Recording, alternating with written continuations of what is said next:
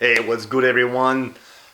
Very quick and dirty video today.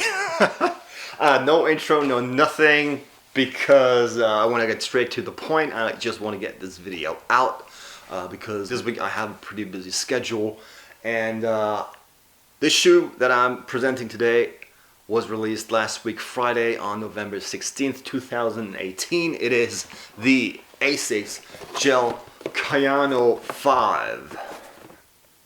As you can see, it comes in this beautiful retro box, and I think it does make a big difference if you release a retro that everything down to the box is OG. I think this is a very nice detail. I also like the fact that you can see Japanese lettering on the back of the box. I'm really digging that. But we're not here to discuss the box, we're here to discuss the shoe. And here it is, the Asics Gel Kayano 5. This had been released in 1999, and the first Kayano, the OG, had been released in 1993. That's the guy right here. This is almost the OG colorway, just the OG had the colors flip reversed here. And 6 years up. A pretty damn long time when it comes to design and aesthetics of a shoe. This is closer to the 80s, and this is closer to the 2000s actually, and this is design-wise very comparable to a Gelite 5, also a little bit younger than the Gelite 3, but all in all very sleek silhouette, very nice shape, very pointy toe box, and then comes the Kayano 5. This had been re-released now.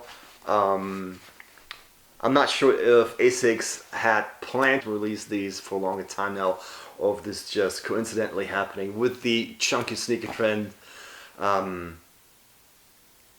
I was really looking forward to releasing these. Actually, I'd been looking for quite some time now to find a Kayano 5 because I was really interested in these, and all of a sudden they were going to re-release them. All of a sudden, of course.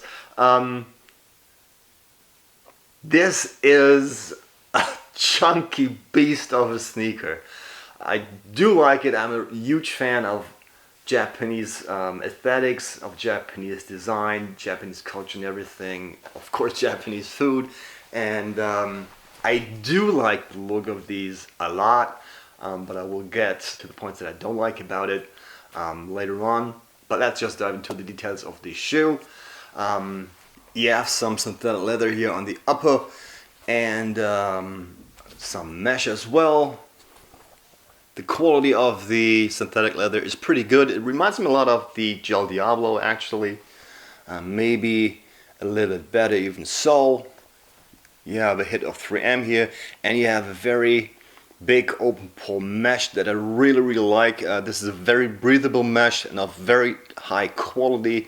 I think all in all the quality, like I said, is really good. You have the black tiger stripes here with a white stitching and a little bit more blue detailing here on the lower end. The same on the medial side. Then you already see the stabilizer here at the heel. It is a little bit more stiff to give a little bit added stability to your run. Of course, you have the gel cushion, and I think this has been the first time that Asics has incorporated a visible air cushion, probably due to the competition out in the market like Nike, which had a visible air bubble, of course, and they wanted to do something similar. And you also have the air bubble here at the bottom of the outsole. Asics branding here at the heels. This is embroidered. Also the Asics logo here embroidered at the heel cup at the back.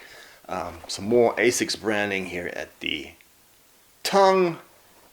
More Asics branding here on the inside of the sole. You can remove the insole easily. I think I already mentioned this reflective 3M part here, and you have some 3M here on the heel cup. I do like the design of the lacing system quite a bit. Very interesting looking. It's like a little bit of speedless here. It's possible to tie them really quickly. Outsole, yellow, black, and white. Of course, this is a performance shoe. And at the end of the 90s, I was not wearing anything like that. I was still skateboarding, so I was wearing predominantly Vans and Airwalk Vision skate shoes, and or just bought some sneakers in the supermarket that I can just shred to pieces, and high tops, Nike at that time, but no running shoes. I think nobody in their right mind would have worn something like that. Of course, I can understand with the whole retro trend today, people are just trying to outdo everyone else and just to be as fashionista as possible. Not blaming anyone, I do think it does look good with a couple of styles, especially on women's feet. I think this is great looking. But for a casual shoe, for me, I have to admit, there's one thing that's really bugging me, and that is the shape of the toe box here. I mean, from the top, it is not a very wide toe box, to be honest. It may appear that way, but it's not. The thing that does make it look appear wide is the fact that you can see the outline of the midsole here, which is exceeding the upper a little bit. If you have if you have an older running shoe, they are placed underneath the upper, and you don't get to see so much of the midsole. So this is what makes it look a little bit more chunky from the top.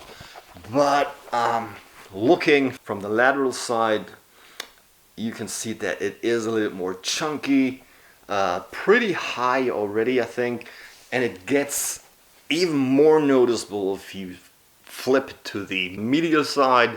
There you can see that this is even more chunky, and I think if you just turn it to the inside a little bit to the front and then just look from behind it, especially if you're standing up, it does look very much like you're wearing, or it does look very much like you're having hobbit feet. Not so much that I'm really keen on, that I really like. So compared to the Mizuno Wave Runner, for example, which is from, I think, about the same era, which is also very chunky, at least in the back, just as chunky as this one, but has a much more sleek looking toe box. So comparing these two against another, I would say the Mizuno shape wise is a clear winner. Don't get me wrong, I like this one. I do like the aesthetics of this one. Like I said, I do like Japanese aesthetics and culture and design and sense for fashion, but this is going a little bit against my European heritage, and I would just prefer a little nicer toe box here, which is a little bit more pointy and a little bit more well defined. I